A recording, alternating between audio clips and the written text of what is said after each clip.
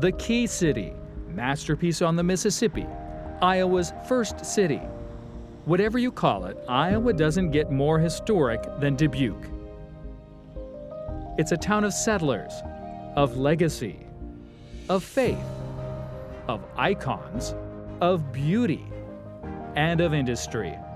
Join us as we recall the structures and artists who laid the foundation for our state and together help tell the story of historic buildings of Iowa, Dubuque.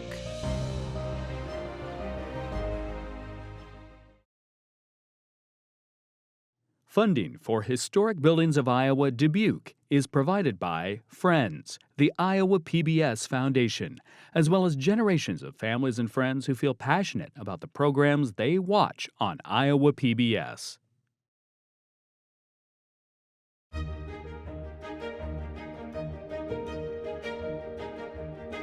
Dubuque is the site of many firsts for the state of Iowa. It's the first city in Iowa, first official settlement, and the site of the state's first industrial boom. In 1833, when U.S. citizens were first allowed to settle the area, lead mining fever had struck. And it wasn't really until Julian Dubuque, who of course is our namesake, who was really the first permanent European settler here. And he was given permission to operate the mines here from the tribes. And he did so pretty much until 1810. With the lead mine rush leading the way in the 1830s, the population of Dubuque quickly ballooned into the thousands. One of the early lead mine settlers was Mathias Ham, a Southerner hungry to make his fortune from Dubuque lead. Mathias Ham, he was one of the earliest settlers here in Dubuque. He came over and he just thought the area was absolutely gorgeous. It was the perfect opportunity for him to open up a few different kinds of businesses, and he stayed and settled here. Like everyone else, Ham and his then-girlfriend Zerelda lived in a log cabin. However, eventually they married, and Zerelda wanted to raise their family in the comfort of a house. It started off with the smaller portion where our current gift shop is located, and then they added on the larger portion of the house. Unfortunately, she only maybe lived about 2 years in the house before she passed away. So the house was never really completed until around 1857, so it took almost 10 years for the house to be fully completed. Altogether, the Mathias Ham House is 3 stories with a basement, featuring 16 rooms, 14-foot decorated ceilings, 2 kitchens, a side porch, and a cupola on top. The structure is known as an Italian villa in the Italianate style. At this particular moment when this house was being built, that was actually the new style. It was all about nature and fitting within nature. It actually came out of a larger movement called the picturesque movement. And it was all about organic forms and sitting back into the landscape. So with the stone walls and like the very soft architecture with it. The style was also very practical for the times. Instead of curtains, each window has shutters to block out light or allow in fresh air, a decoration that serves a purpose. The same goes for the cupola, which offers an escape for rising hot air at the very center of the house. We don't have a lot of photos from Mathias Ham himself and his family, so we do go off of other stories and other images of what houses of that era would have looked like. And they were very big on hosting parties here. And so there would be lots of birthdays, weddings, etc., things like that here. And the dining room would have been where they would have hosted everything. The first floor features a winter kitchen, a dining room, and formal sitting room. Across the hall is the library and common parlor where visitors can enjoy a drink, a cigar, or conversation. One of the unique period pieces in the house is a special collection of parlor furniture. And it's called a conversation chair. And it is a round chair that has 3 seats, all connected. It was a way that you could have a private conversation. Or if you were currently courting someone, you would have a chaperone with you and they would monitor the conversation, to make sure it was all, G-rated. While the first floor was for entertaining, the second floor was the living area, where visitors might be taken aback by the sheer size of each room. So the bedrooms upstairs are pretty typical for the era, but that also means most people think they're quite large today. And the reason for that is they didn't have closets. And it's pretty much because they didn't have as many clothes as we did today. They didn't need that space, so they had wardrobes, they had dressers, and those particular pieces of furniture were quite large, and so they needed to take up space. Also, today, most people have, it's one to a room, right? You don't really share a room. Not necessarily back then. Back then, it would have been all the girls sharing a room, the boys sharing a room. Often it was, 4 kids in one room, sometimes 2 to a bed. Much of the Ham House is indicative of the era and, of course, the Iowa climate. Nearly every room has a ceiling 10 feet or higher, enough space for the heat to be above the house residents. The easily opened and closed windows help manage light and heat. As far as era fashion goes, that is easily apparent in all the color.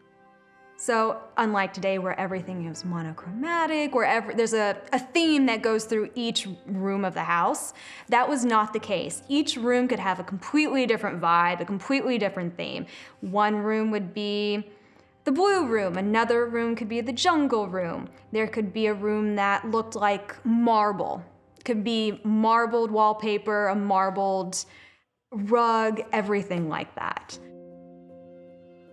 Just as Mathias completed the construction of the house in 1857, a national economic crisis hit, and the Ham family lost virtually its entire fortune. Mathias worked the rest of his life to keep the family in the home and willed it to his daughter Sarah Ham upon his passing. In 1911, Sarah Ham sold the house to the city of Dubuque, where it took another 50 years before it was converted into a museum. Today, the Mathias Ham Historic Site is a regular summer tourist attraction for visitors to the area. For history-hungry travelers, Dubuque collected 3 historic buildings on the Ham property. The Arundel Log Cabin, believed to be the oldest log cabin still standing in the state, and the Humke one-room schoolhouse, a treasure from 1883. While the school, cabin, and Ham House are not necessarily linked through history, they do paint a picture of early Dubuque. Each building tells a portion of Iowa history from the very beginning to modern day. And it allows us to also tell the progression and do the, comparisons that really helps people to understand, not only the differences between, the decades or the centuries, but also between modern day life. While Iowa was first being settled, Mathias Ham was a very successful person, but not necessarily a very impactful person on the history of Iowa. However, his family's home provides a necessary perspective on Dubuque and much more. It's just a stopping point in our history that continually reminds us of where we've been and where we're going. Because this house, while Mathias Ham did build it and he lived in here, the house doesn't just tell the story of Mathias Ham. It tells the story of how Iowa started. It tells the story of the history of the region and westward settlement. It's the center for our story of Dubuque. That's what it is. It is the center of our story as a town, as a city, as a county.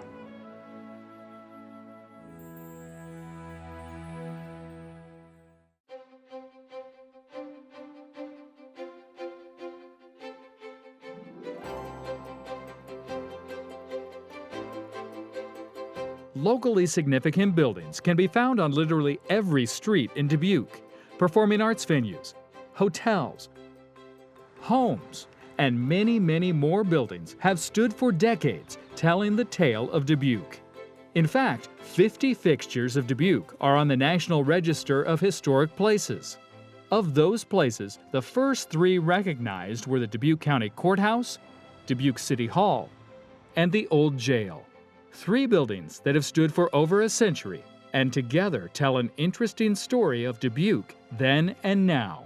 I think we saw a different attitude about public buildings and public structures in that 19th century era, and the integration of public art actually into the fabric of the buildings themselves.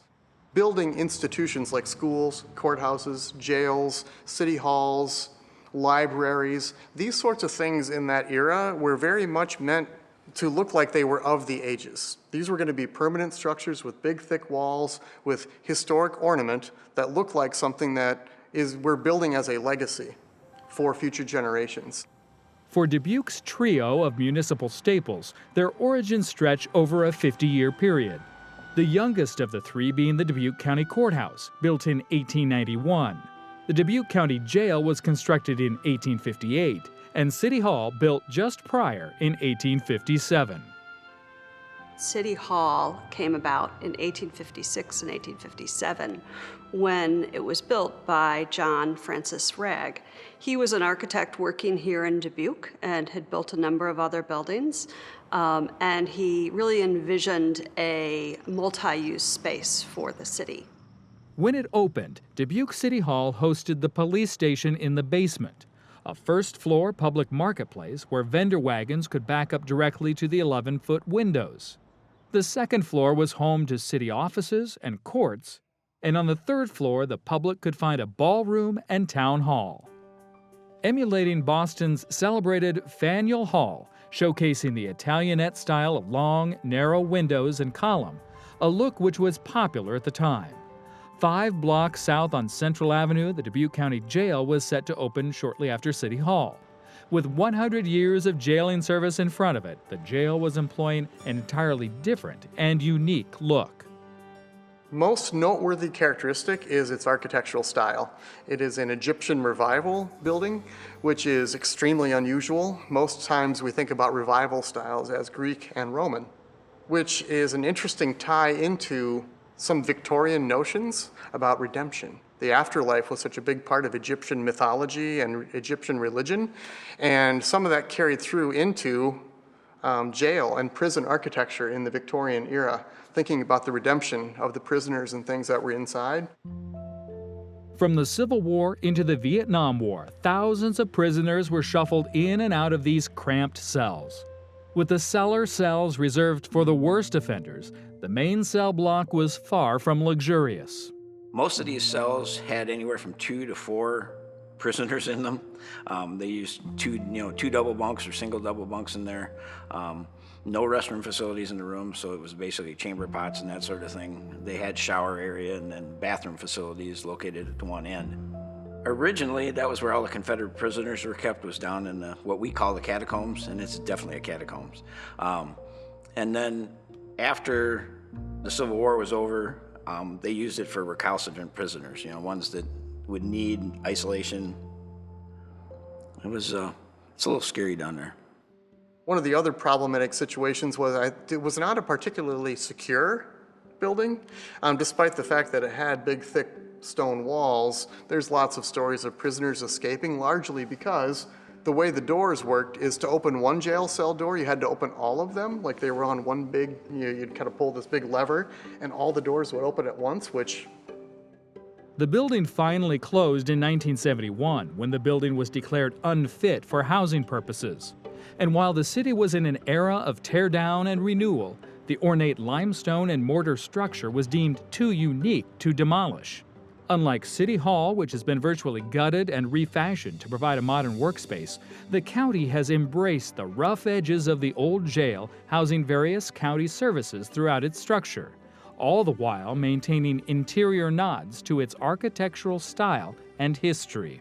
Well, the building has found many different creative uses over the years, and I'm very proud that our community has found a way to maintain a lot of the architectural integrity of the building without and still using it for modern uses. One of the most noteworthy features of this building is this Egyptian revival style that it's designed in. A lot of that is found in the cast iron work that you see around the doors and windows, and the Egyptians used bundled reeds to build boats and to build other things. So flanking the doors of this building, there are bundled reeds designed in cast iron, and at the top of the building, Egyptian revival architecture often has what they call a cavetto cornice, which means that it kind of has a soft, kind of arched profile extending out. So the top of the building and each one of the window surrounds has this cavetto cornice on it that, again, reflects kind of the shape of a papyrus plant.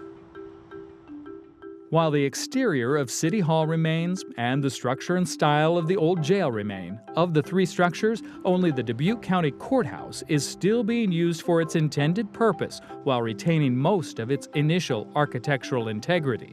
So the Dubuque County Courthouse building was built between 1891 and 1893. The architect was Fridolin Heer and Sons. Fridolin Heer was a pretty well-known local architect. In a lot of the literature about the courthouse, they call it a Beaux-Arts style. It also has elements of what we would call Romanesque architecture, with lots of arches, with lots of thick, rusticated stone. And I would even say that some elements of the courthouse look more like Queen Anne from that Victorian era. The polychromatic styles that we see, where you've got dark brick contrasted with light stone. This building was built before the real blossoming of that Beaux-Arts style, and I think that's why we see kind of a mixture of styles on the courthouse. One distinct difference between the courthouse and the jail or City Hall is it is not original. The first county courthouse was connected to the jail and eventually demolished in the late 1800s due to the need for more space. The current City Hall has stood as the hub of all county services for more than a century. In fact, it still houses hard copy documents and records that predate the structure itself. You've got the county treasurer, the recorder's office there, the auditor's office is there, the court system itself. The number of people that, like I said, it brings in, we can have range from, a couple of hundred in a few days to, near the end of the month or the end of tax season months. We have 1,200 people come through here in a day. Square footage is about 55,000 square feet in the building that we use for office space and things like that right now. No physical additions to the exterior of the building. Interior of the building, they got rid of the galleries. Used to be those multi-story galleries that overlooked the courtrooms because court was entertainment at the time. So they did those so they can make, add office space to the building. Well, and much credit goes to the Dubuque County Board of Supervisors and for Chris for really investing in preserving a lot of the interior details. A lot of the original millwork on the doors and the window trim and those sorts of things are still in place. Doorknobs, a lot of those interior details are still intact. The courtrooms and things themselves also have a lot of like the original benches where the judge sits and the witness boxes and the jury boxes and things are very much original. While icons of the community today, all three of Dubuque's municipal staples were at several points in their history in trouble of being demolished. In 1964, the City Hall belfry had deteriorated and was deconstructed. The jail was closed shortly a few years later. And oddly enough, plans for urban renewal and clearing out decaying buildings actually saved the courthouse from an untimely demise.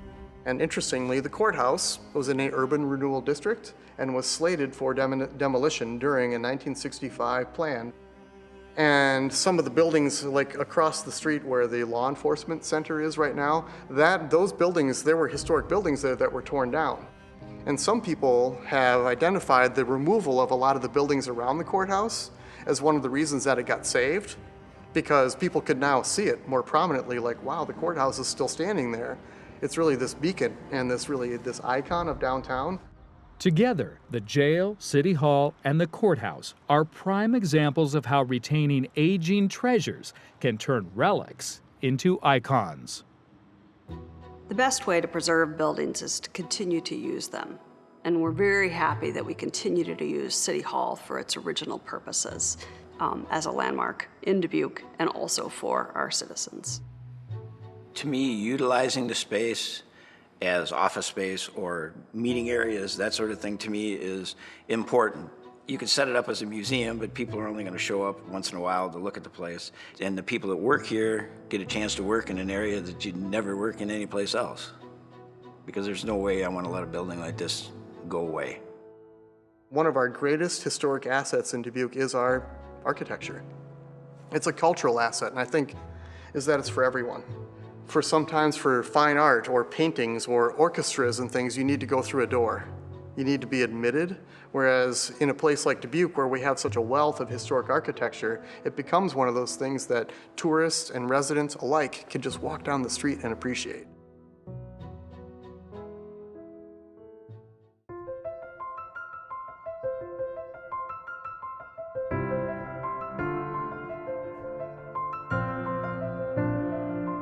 After the 1830s wave of industrialists and pioneers settled Dubuque, the area saw an influx of immigrants bringing with them their skills, culture, and beliefs. Within the first year settlers were allowed to cross the river, Dubuque had its first Christian congregation with St. Luke's Methodist Church. St. Luke's is the oldest non-Native American congregation in Iowa. In September 1833, the Illinois Conference of the Methodist Church, that time called the Methodist Episcopal Church, appointed Barton Randall to serve the Dubuque settlement. So in November of 1833, he came to Dubuque and he preached his first sermon in Julian Tavern, basically where the Julian Hotel now stands. Before the end of 1834, St. Luke's moved into its first worship center, a small log cabin that is remembered by a plaque in Washington Park. While St. Luke's was Dubuque's first, it didn't take long for churches of every denomination to pop up around it. And I think one reason why Dubuque has so many churches is because you had large Irish population and a large German population, and people wanted to go to church in their own language. And so one reason why you had so many churches, they wanted to have two of everything, because they wanted to have like the English language Catholic Church and the German language Catholic Church, and the English language Methodist Church and the German language Methodist Church. Like St. Luke's, many of those original congregations still offer services to this day. However, as generations passed and languages other than English became less common, there were clear overlaps in worship centers. On the Catholic side, the German Catholic Church of St. Mary's was erected in 1867, 10 years before the Irish Catholic Church of St. Patrick's. For decades, the sister parishes operated in harmony a mere 5 blocks apart on East 15th Street. But in 1918, at the height of World War I, Iowa Governor William Harding signed the Babel Proclamation, banning foreign languages in public use, including church. Over the next 100 years, St. Mary's attendance dipped, to the point that in 2010, the church was actually deconsecrated and considered for possible demolition. They really had no plan other than try to sell the building separately. So they wanted to look at kind of a how could we kind of have a comprehensive plan for repurposing these buildings so that they didn't have to be torn down. Today, the 4 buildings that were St. Mary's are now Steeple Square, a nonprofit community hub offering housing, childcare, shelter, and event space. The structure and the spirit of St. Mary's lives on through the Steeple Square mission of restoring lives, neighborhood empowerment, and community vibrancy. Those are the major components of what we're about, and again, all focused on first saving this beautiful historic campus, and then quickly focusing on how we could revitalize the neighborhood and help people advance themselves at the same time. The initial construction of St. Mary's took 3 years, from 1864 to 1867. It was designed in the Gothic Revival style of architecture, with its key feature being its towering steeple. The elements of Gothic architecture are the pointed arch windows, the stained glass, the large volume of space, the height, the tall, slender tower and spire, and a lot of decoration. And you can imagine in the 1860s that a 212-foot tall steeple was a huge landmark, kind of in this area that was a pioneering area at the time. It was really the frontier. And we really don't know how they constructed the tower, because again, it would have required pretty sophisticated construction equipment even in today's times to build something that's that tall.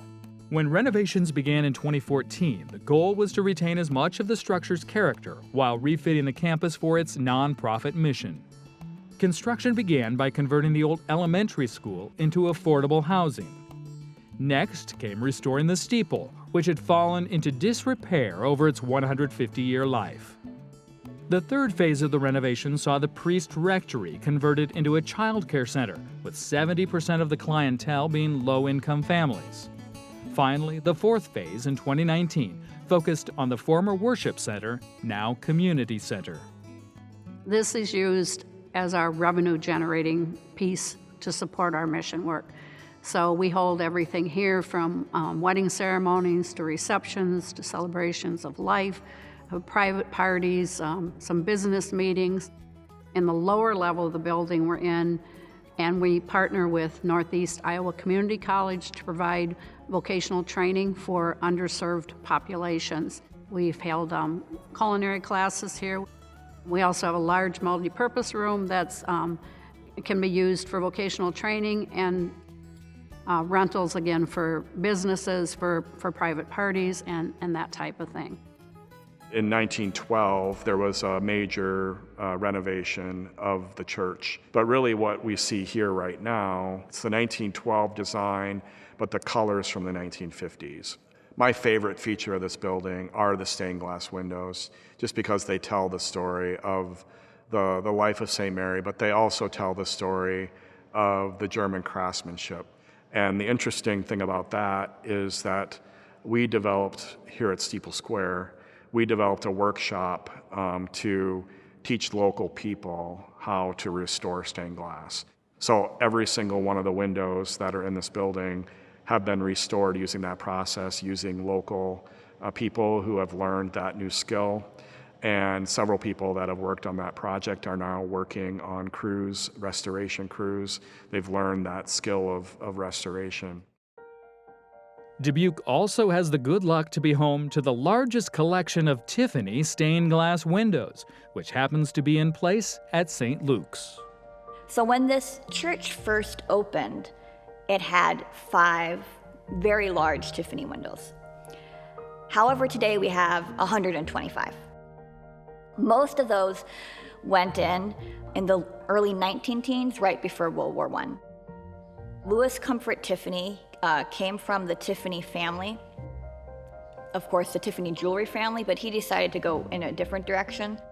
His patent was for opalescent glass, which is the clear kind of wavy glass. And so most of our windows are opalescent glass, or this mostly clear, sometimes colored wavy glass that just has a medallion at the top. So each window was commissioned by a particular family. And then today, all the windows have 2 plaques. So when you look at, again, the Good Shepherd window, so that window was bought by the family of Judge D.N. Cooley, so it says in stained glass, in memoriam D.N. Cooley. And that second plaque is the people who donated to restore the window. Dubuque skyline will always be lined with impressive and historic spires. Rather than relegating St. Mary's to photos and essays of Dubuque's past, Steeple Square has solidified it by stopping the wrecking ball and renovating one of the staples of the city's skyline. Steeple Square has ensured the next 100 years of its life. Here we have a building that the community can still use. It's a resource that will attract people because of its beauty. It will attract people because of its history and heritage. And it will last way longer than any sort of new construction because they were built to last.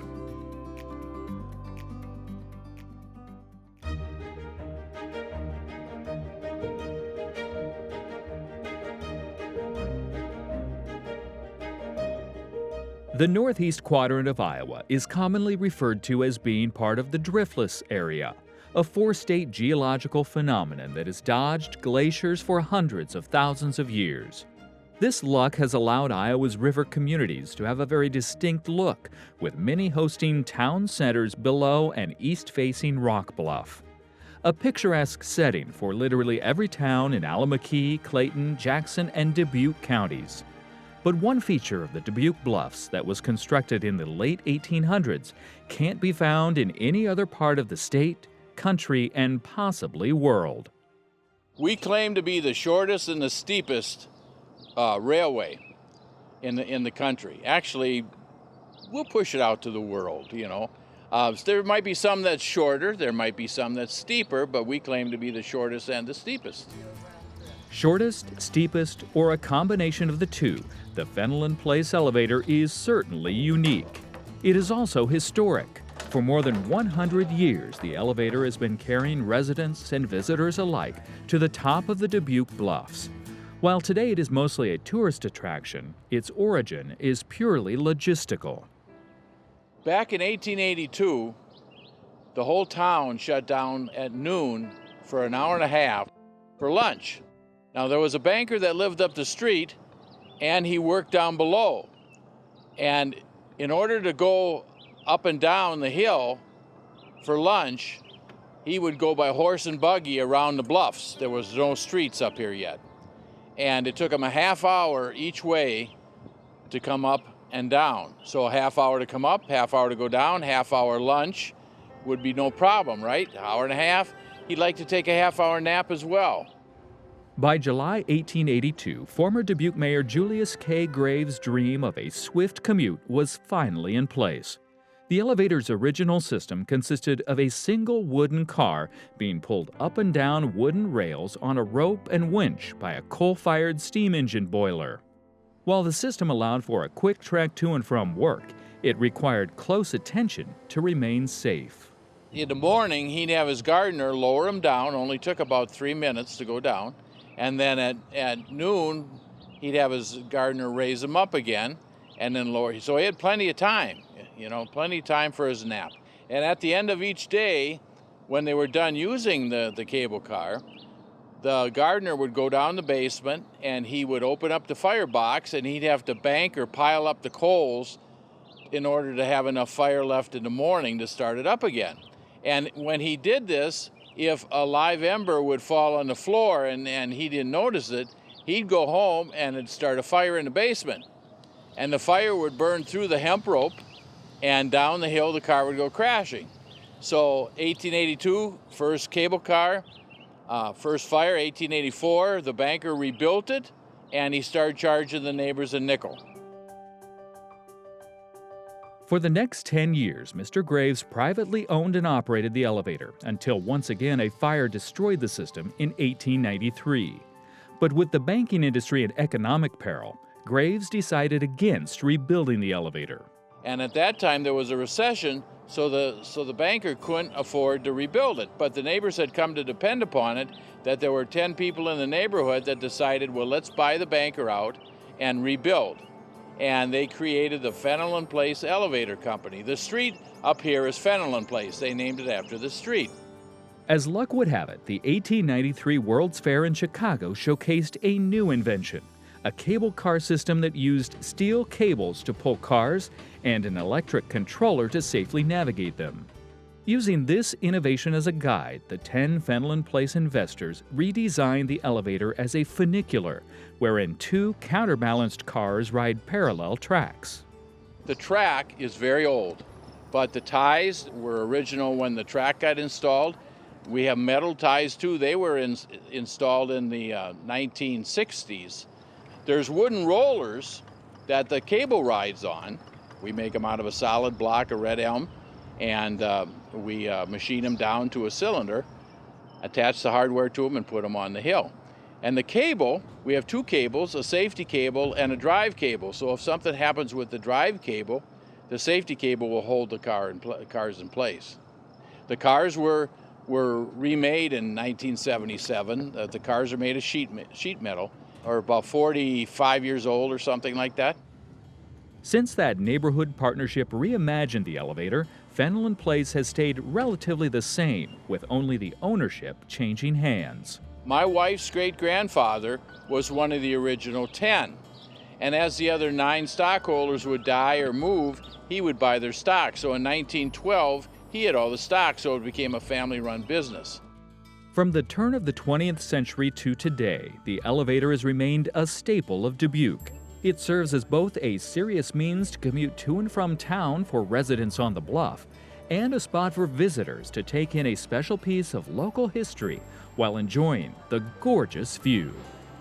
Well, it's a very unique attraction, and it's a labor-saving tool, so to speak. There's still people in the neighborhood, a few, that live up here and work down there, so they utilize it. But really, over the last 2 decades, it became a tourist attraction. We're an icon in the community. We've had people that come to Dubuque just to ride the elevator. We've had people worldwide. One year, we opened up April 1st. The first 3 riders was a group of 3. A guy from Los Angeles, his best friend from New York, and his girlfriend from Venezuela. How much international can you get? And of course, the view is spectacular.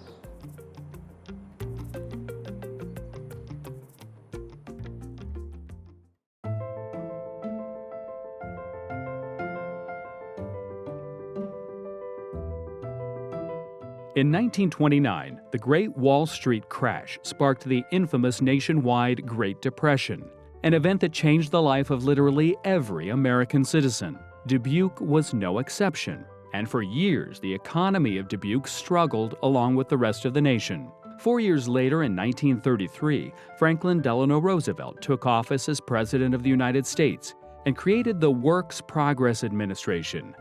Shortly thereafter, a group of Dubuque businessmen visited the WPA and proposed using WPA funds to hire underemployed local workers to expand a large, albeit nascent park on the northeast edge of town. Returning home with $200,000, those men could not have known how great an impact they were about to have on the history and landscape of Dubuque. So Eagle Point Park is one of the most architecturally significant sites in Dubuque. $200,000 were received by the Dubuque Park District that sparked this project. So once they received those dollars, they hired a young landscape architect named Alfred Caldwell from Chicago to come and spearhead the project. In '32, he learns of this project in Dubuque. He gets an interview, comes over, sees the park the day before. My understanding is he spent most of the night drawing sketches of what he would do, interviewed the next day, and was hired. Alfred Caldwell was a young scholar in the burgeoning Prairie School of Landscape Architecture, a brand new style championed by Frank Lloyd Wright and Jens Jensen. The main inspiration for Prairie School is using the landscape and horizon to motivate design. So a lot of prairie architecture is very horizontal, so the horizontal aspects of the building are very accentuated, and the vertical elements are kind of tucked away and hidden. So it gives this very long aspect to most of the buildings. They use lots of natural materials, rough-hewn stone and locally harvested wood, and those sorts of things are usually very prominently featured. The other key element is that the buildings are usually integrated right into the landscape. So, as is the case here at Eagle Point Park, the buildings kind of seem to grow or emerge out of the side of the hillside. Even though the buildings are clearly man-made, and the masonry and the stonework is often, is clearly laid by humans, there's a randomness and a general kind of serendipity to the way that the stonework is done that makes it look more natural and less kind of engineered or machined. So on my tours, I love to take people places like this because you really get to see the story of how these buildings are built in the first place. So beneath a lot of the stone that appears very naturalistic, like regular masonry, you can see that there's a poured-in-place reinforced concrete frame. But this is really a space that a lot of people, I think, don't visit. They don't see this kind of space, but really you can tell a lot of thought was put into it, how the tunnel was made, how these gigantic stones were put in place to appear random, but still kind of have that idea that it's an engineered, man-made space. Caldwell's plans called for 3 buildings and a lily pond. To bring the project to life, 200 men were hired. The stone was mined a mile north, and the lumber was harvested on site. So Caldwell designed this site, he called it a city and a garden. So there are 3 buildings that exist right now that he personally designed. And then throughout the park, there are several others that are inspired by the same architectural style, but Caldwell designed 3 buildings and a lily pond area that are all kind of connected together thematically as the central part of Eagle Point Park. So they built the ledges over there in the park and then a lily pond. Well, they didn't just build a stone wall. The first thing they did was create a work of art on stabilizing the bluff. So the lily pool itself is kind of the focal point of the landscape. But the way Caldwell designed it, as you enter the space, there's a series of different kind of natural terraces that you walk through going down into the space. And originally he had envisioned that there'd be native grasses and plants at the edge of each one of those terraces as you walk through that would almost create little rooms as you kind of walk down into this landscape. So each one of them would kind of be separated visually from the other ones down below. It's really an intentional echoing of the Mississippi River bluffs upon which the park itself is positioned. The lily pond features waterfalls, groves of trees, a pool filled with koi fish, and special gathering spaces Caldwell dubbed council rings, meant for visitors to gather in nature for conversation and revelry, but still allow for separation from other park goers. With the lily pond in place, Caldwell turned the crew to his 3-building plan. Caldwell envisioned these set of buildings as a city. You can look down here and see around, which is more like a community gathering place, a marketplace, a place to share ideas, is right there with these buildings that surround it. There's bathrooms, there's sports events with the tennis courts over there. There's restaurants, there's meeting rooms.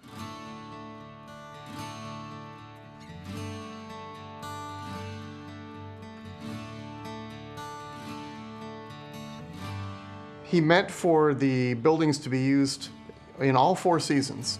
Fireplaces that would have warmed these buildings in the fall and the winter and the spring. We'll see outdoor verandas and terraces. There are shower houses and things that would have served tennis players at the nearby tennis courts and those sorts of things.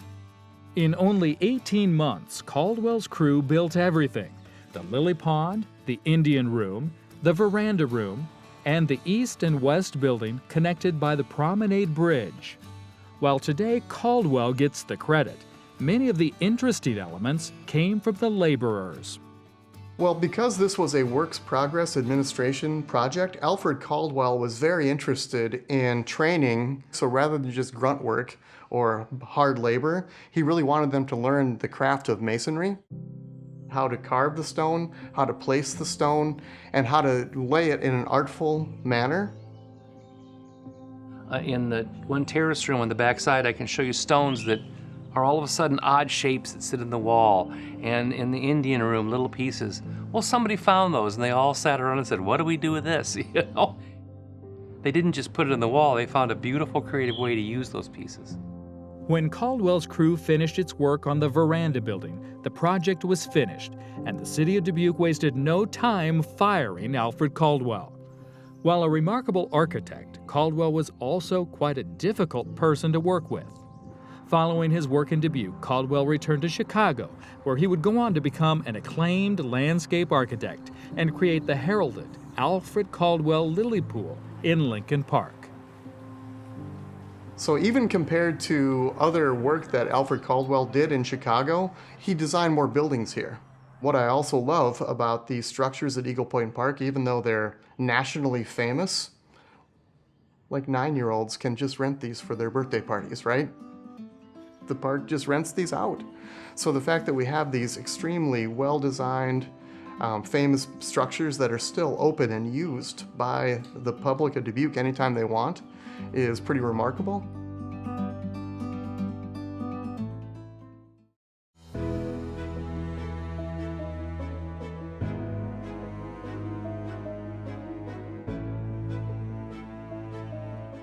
Of course, Dubuque is the oldest city in the state of Iowa, and it developed Beginning in the early 1830s, settlers came to the Dubuque area mostly for the lead mining. And so because of its advantageous location on the river and with the surrounding bluffs, there was a lot of wood that could be harvested for lumber, for fuel, for all sorts of purposes for a growing settlement. And so Dubuque became a center for the lumber industry. The history of the Millwork District is really dominated by two large millworking companies. They both kind of established themselves around the same time, but the first one that established themselves we call the Caradco Company. It was Cartwright, Adams and Company. They developed the construction, the fabrication of wood doors, wood window sashes, trim, moldings, things like that for building construction materials. Another millworking company, which we now know as Farley and Letcher, was established by Christian Letcher, who was an immigrant from Switzerland who came to Dubuque in the 1870s. But both of these, both Caradco and Farley and Letcher, grew to be, they both kind of considered themselves the largest millworking company in the United States. Both of them made that claim. And between those two companies, Dubuque was probably one of the largest millworking centers in the world. The story of Dubuque's Millwork District tells the story of the entire town. For more than a century, lead mining and lumber boomed, and settlers built a town around them. The district became the engine of the community, and today it is being reactivated to match modern living. The Millwork District is about 1 million square feet, so about a 17-block area. The Rouse and Dean Foundry, which is just across the street from us, that is known to be the oldest building in the district. But we are in the Caradco building, AKA the Schmidt Innovation Center, and this particular building is actually 6 buildings that were all infilled, joined at one time. And the construction on the first building started in the late 1860s, and the last building was completed in 1909. So it was quite a span of time to create the structure that we see today. When you're looking at this particular district, the architectural style it's not necessarily a high architectural style. It's what we call vernacular. There are not a lot of architect-designed buildings in the Millwork District. They are buildings that were designed many times by either someone within the company. Christian Letcher, for example, was reputed to have designed most of the buildings that Farley and Letcher were in. You could tell that they really prided themselves in the design of their buildings when they built these industrial buildings. They all are very cohesive in design. There are lots of architectural elements to the design of the buildings. Particularly with Caradco, we see the main Caradco building has the 2 arches on the north facade and then the south facade, and then there's like a tunnel that you can walk through, and then it takes you into the courtyard. And then when they built in 1924, they built the building to the north, which we now call the Voices Building or the Dupaco Building. That also has an arch on its south facade. And when you look then either from the south or to the north, you can look through these 2 large buildings, and you can kind of see how they would have done their manufacturing process. It was, they were able to move very easily, from building to building. The other thing that was distinctive about the Millwork District from a circulation standpoint was that there were several catwalks or passages that spanned the street. So you could go from one building to another on the inside of the building. You didn't have to go outside. And there's really only one remnant of that left in the district. It's the multi-level catwalk that spans from the Voices / Dupaco building to the Novelty Ironworks building. and that was constructed in the early 1900s because those two buildings were connected they were both Cradco buildings. In the early years of Millwork District, artificial lighting wasn't available, so all of the buildings built in the 1800s incorporated large windows that could be used to vent hot air and noxious fumes. Additionally, nearly every building incorporated rooftop monitors in order to bring natural light to the center of the structure. Possibly the most important feature of each building was the masonry work with brick and limestone, a critical decision that saved the district multiple times from cascading fires. Within the buildings, there are also fire breaks. There are multiple masonry walls that divide the building.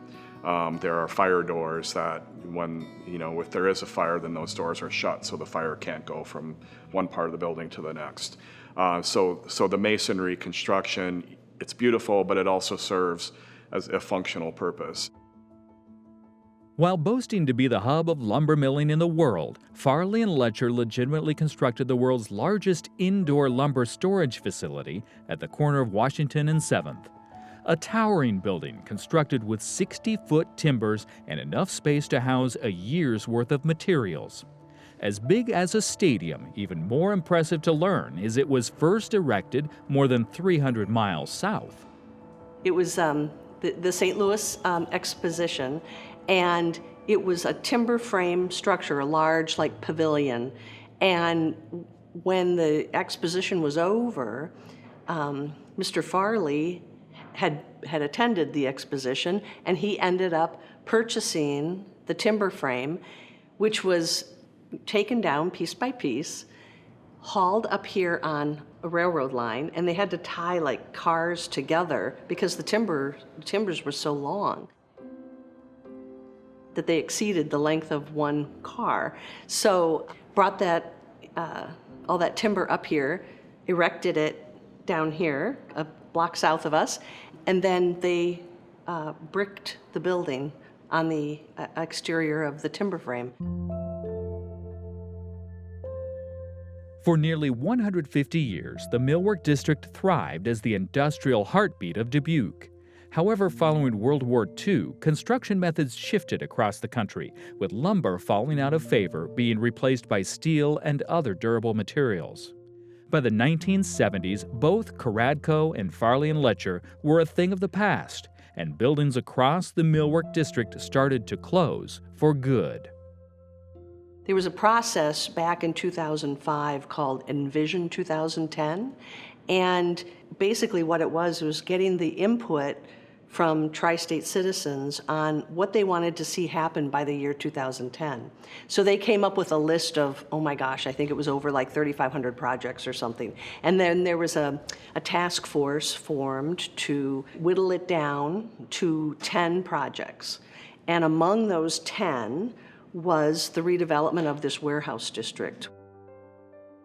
The amazing thing about it is it really is one of the most intact historic industrial areas, not only in the state of Iowa, but throughout the Midwest. In a city the size of Dubuque, to have this much historic fabric in an industrial area is just amazing. With Envision 2010 showing the local desire to reclaim the Millwork District, developers started to think of ways to revitalize the area.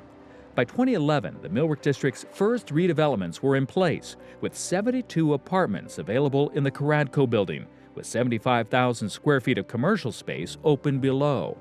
While not industrial millworking, lead smelting, or ironwork, the reactivated Millwork District certainly retains the energy of its history.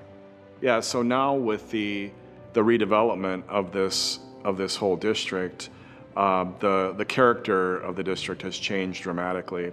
And so I see more and more, as I'm driving around in the morning, I see people walking from the northern residential areas walking to work or bringing their bikes to work. So this becomes then a more walkable city. It becomes an area where there are a lot of different business and economic activities for people because more people live downtown. So the restaurants are busier, the bars are busier, the retail shops are busier. So we hope to see more and more of that. Almost kind of becomes a snowball effect. The Millwork District is once again writing the story of Dubuque, and while this chapter is alive and well, it is still a long way from being complete. There's a lot of buildings, a lot of work that has taken place in the district, but there's a lot more work that still needs to happen. And even though all this work has been going on for just over 10 years, we all knew it was a marathon, not a sprint. It was going to take a long time to be able to do all the work that's necessary in this district to bring it back. We kind of see Dubuque as a special place, not only because of its wonderful historic buildings, but because we do have the ethic of historic activation, making buildings active and work for people, but then also working together to make these things happen. These buildings will still be here in 200 years, most likely. They're really treasures. They can unpack so much opportunity and so much economic development, so much vitality for communities like Dubuque.